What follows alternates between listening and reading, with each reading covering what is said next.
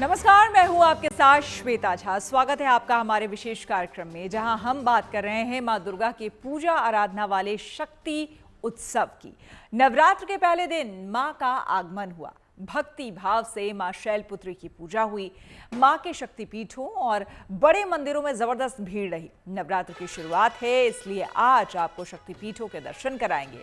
इसके बाद लिए चलेंगे कोलकाता के अद्भुत पंडालों में, जहां इतिहास और आधुनिकता का गजब मेल किया गया है। एक पंडाल तो ऐसा है जिसे 10 लाख अखबारों से बनाया गया है। आखिर में बताएंगे मंगलवार को मां ब्रह्मचारिणी की पूजा का महत्व, उनकी पूजा का विधान और शुभ मुहूर्त।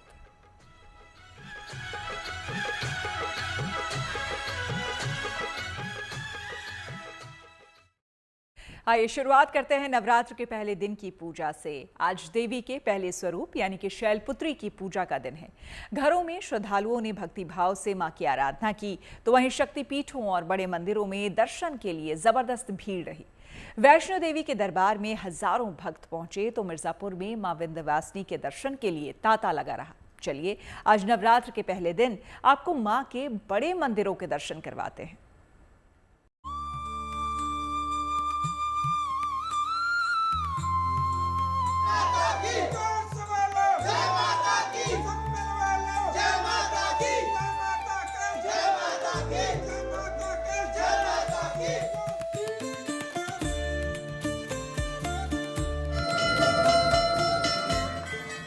ये सिर्फ भक्ति नहीं, भावना है, शक्ति की साधना है, मां की आराधना है। उत्तर, दक्षिण, पूरब, पश्चिम माता रानी से जुड़ी यही भावना देश को भी एक सूत्र में बांधती है। भक्तों के लिए इससे बड़ा उत्सव नहीं, त्योहार नहीं, जब नवरात्र में मां अपना आशीर्वाद देने आती हैं। ये तस्वीरें हैं देश के बड़े मंदिरों की, जहां शारदीय नवरात्र के पहले दिन भक्त उमड़ पड़े मां के कदमों पर अपनी आस्था का चढ़ावा देने। वैष्णो देवी, विंध्यवासिनी देवी, मेहरवाली माता, दिल्ली का कालका मंदिर और हरिद्वार में मनसा देवी का मंदिर। मां के दर्शन के आस लिए श्रद्धालु देश के बड़े बड़े मंदिरों में मौजूद हैं।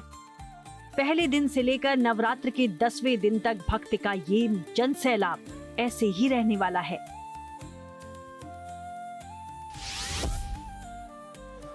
ये रौनक कटरा की है। कटरा, जहां से मां वैष्णो देवी की यात्रा आरंभ होती है, वहां जबरदस्त सजावट है।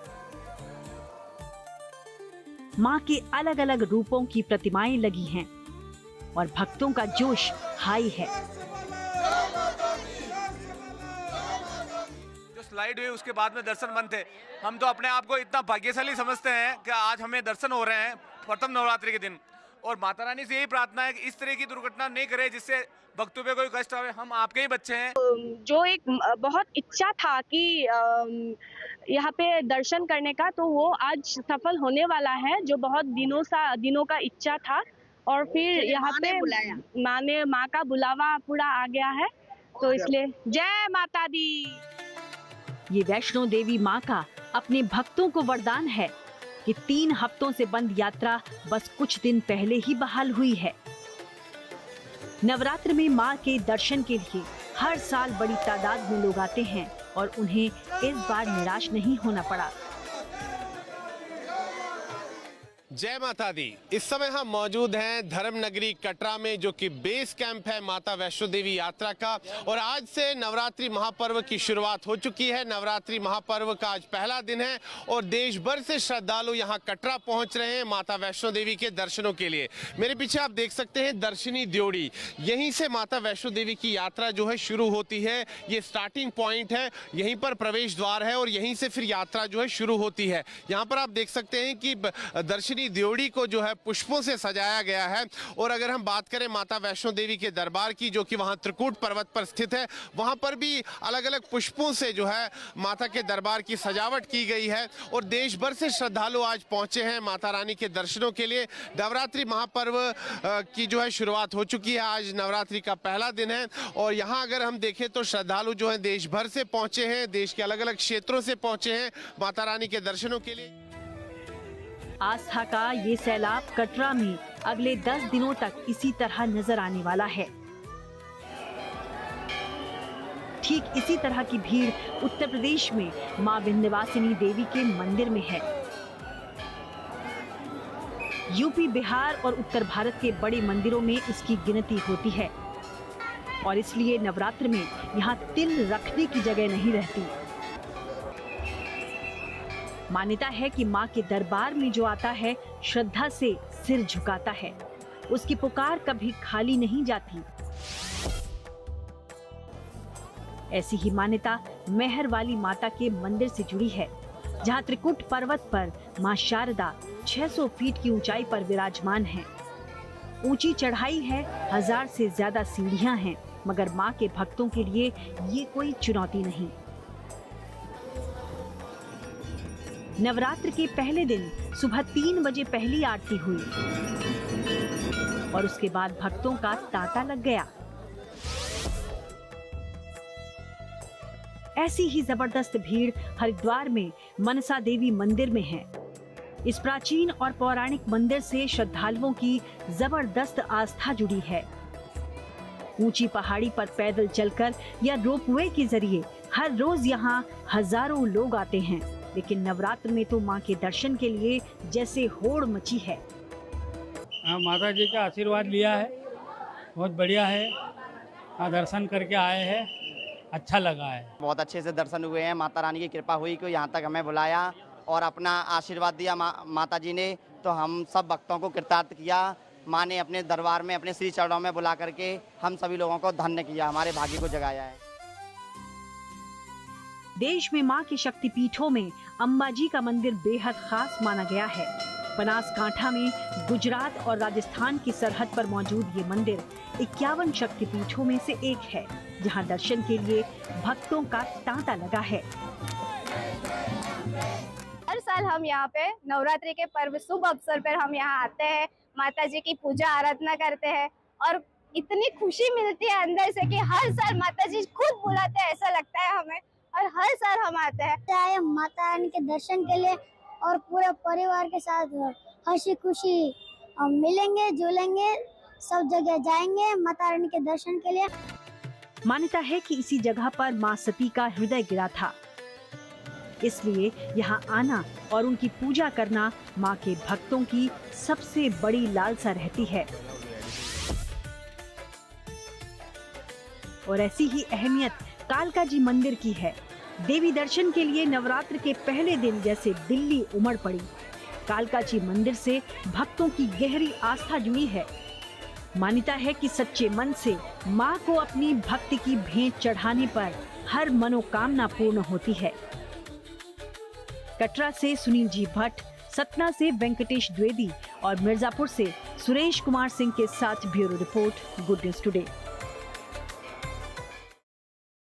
देश भर में शक्ति उत्सव की धूम है, लेकिन जैसी रौनक कोलकाता में है उसे शब्दों में बयां नहीं किया जा सकता। अलग अलग थीम पर पूजा पंडाल बन गए हैं, नए नए तरीके से सज भी गए हैं।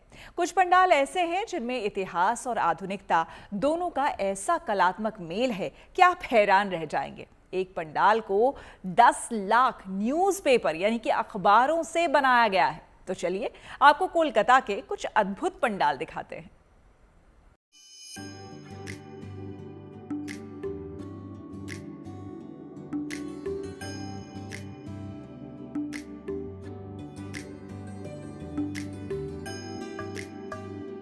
माँ दुर्गा का पंडाल यानी बंगाल और बंगाल यानी परंपरा और आधुनिकता के जुगलबंदी। जैसे हुगली पर बना हावड़ा का पुल, जो एक साथ इतिहास, वर्तमान और भविष्य से जुड़ा है। पश्चिम बंगाल को और भी करीब से समझना हो तो देखिए कोलकाता में दुर्गा पंडालों की ये विविधता, जो अपने गौरवशाली इतिहास की झलक भी दिखाती है, लगे हाथ आधुनिक तकनीक को भी समेटती है और अपनी अद्भुत कला संस्कृति से रूबरू कराती है। 3 तस्वीरें हैं, एक साउथ कोलकाता की, दूसरी है टॉलीगंज की और तीसरी है लेक टाउन श्रीपल्ली की। सबसे पहले साउथ कोलकाता के अशोक नगर की इस पंडाल की खूबसूरती देखी, जिसकी थीम है बांग्ला अमार माँ और भाषा, और जैसी थीम है उसी के अनुरूप सजावट है। कलात्मक बांग्ला अक्षरों से पूरे पंडाल को सजाया गया है। माँ की मूर्ति के साथ जो देवी देवताओं की मूर्तियां हैं, उनके हाथों में भी बांग्ला में लिखी पुस्तक है।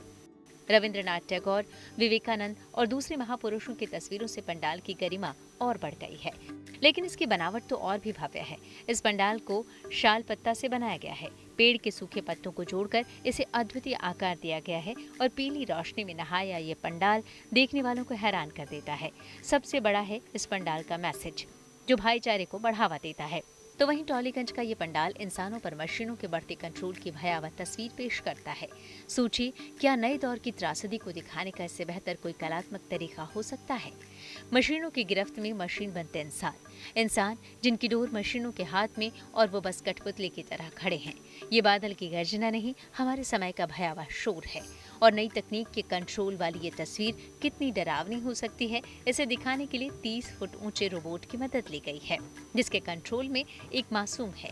पूरे पंडाल को बारीक यंत्रों की तरह रचा गया है, जिससे बीच में माँ की मूर्ति जैसे इंसानियत की उम्मीद की किरण दिखा रही है, विजय का आशीर्वाद दे रही है। ये पंडाल 3D आर्किटेक्चरल कैनवास पर बनाया गया है और जाहिर है इसे बनाने में बड़ी मेहनत लगी है। टॉलीगंज में शांति पल्ली पूजा समिति की पहचान हर साल ऐसे ही कलात्मक पंडाल के लिए है। इस साल दुर्गा पूजा पंडाल का उद्घाटन अभिनेत्री नीलम कोठारे ने किया। कश्मकश सिर्फ मशीन और इंसानी मूल्यों की नहीं है। नई तकनीक ने पुरानी परंपराओं और सामाजिक आदतों को कैसे बदल दिया है, इसे बेहद ही कलात्मक तरीके से कोलकाता के इस पंडाल में दिखाया गया है। हर तरफ अखबार हैं, दीवार से चिपके, हवा में लटके या बंडल में बंधे। ये तस्वीर हमारी यादों का हिस्सा बनती जा रही है। वैसे तो अखबार वाला आज भी सुबह सुबह आता है, साइकिल से अखबार डाल जाता है, लेकिन शायद ये पहिए और अखबार अब उतने ज़रूरी नहीं। चाय वाले की दुकान पर भी वैसी बैठकी नहीं, अखबार की जगह मोबाइल फ़ोन लेता जा रहा है। इसे ही पंडाल के जरिए अद्भुत तरीके से दिखाया गया है। लेकटाउन श्री पल्ली वेलफेयर एसोसिएशन ने इस पंडाल को बनाने में 10 लाख अखबारों का इस्तेमाल किया है, साथ ही लाउड एंड क्लियर मैसेज दिया है। कोलकाता की ये पंडाल अपनी खूबसूरती और कला से लोगों को प्रभावित कर रहे हैं। जल्दी ही इन पंडालों में भारी भीड़ होगी और खूब रौनक होगी। Bureau report, good news today. मंगलवार को नवरात्र का दूसरा दिन है। आपको बता दें कि दूसरे दिन मां ब्रह्मचारिणी की पूजा की जाती है, जिनका स्वरूप अत्यंत सौम्य और शांतिपूर्ण है। इनके एक हाथ में जपमाला है और दूसरे हाथ में कमंडल रहता है। धार्मिक मान्यता है कि देवी अपने भक्तों को ध्यान और आत्म संयम का महत्व सिखाती है। देवी ब्रह्मचारिणी सफेद साड़ी पहनती हैं, जो कि पवित्रता, शांति और आत्म अनुशासन का प्रतीक है। आपको बता दें कि मां ब्रह्मचारिणी की पूजा का मुहूर्त मंगलवार को सुबह 6 बजे से 8 बजे तक और दोपहर में 11:49 से 12:37 तक है। माता रानी को जल, धूप, दीप, सफेद कमल तथा लाल गुड़हल अर्पित करना चाहिए। माता ब्रह्मचारिणी को कमल का पुष्प और सफेद फूल बेहद पसंद है, इसलिए उनकी आराधना विशेष तौर पर कमल से जो फूल हैं, कमल के फूल, उनसे करना चाहिए। विशेष इससे फलदायी होता है। इसके साथ ही माता ब्रह्मचारिणी को नारियल से बनी मिठाइयों का भोग लगाने से उनका विशेष आशीर्वाद प्राप्त होता है। इस दिन माता को चीनी, शक्कर और पंचामृत का भोग लगाना चाहिए। माँ ब्रह्मचारिणी की पूजा में इनको गुड़ है, मिश्री है, पान है, नारियल है, ये सब वस्तुएं भगवती को अर्पित करते हैं और इनका ध्यान करते हैं, क्योंकि ये भगवती आध्यात्मिक उन्नति करती हैं, सकारात्मक ऊर्जा देती हैं, तप, संयम और आत्मबल देने वाली देवी हैं। तो इनको बस ऐसा सात्विक वस्तुओं को चढ़ाने से और उसका प्रसाद ग्रहण करने से विशेष लाभ होता है। भगवती का श्वेत वस्त्र है, तो भगवती को लाल पुष्प के अलावा अगर हम श्वेत अड़हुल की माला अगर मिल जाए या सफ़ेद सुगंधित माला मिल जाए, उससे हम भगवती ब्रह्मचारिणी का पूजन करें, क्योंकि भगवती का जो स्वरूप है वो श्वेत वस्त्र से आच्छादित है। तो हमें श्वेत पुष्पों से पूजा इनकी। मिश्री इसलिए बताया गया, मिश्री हमारे यहाँ श्वेत है। गुड़ इसलिए बताया गया, गुड़ हमारे यहाँ शुद्ध माना जाता है। इन सब चीज़ों का नैवेद्य अर्पित करके भगवती की आराधना हम कर सकते हैं।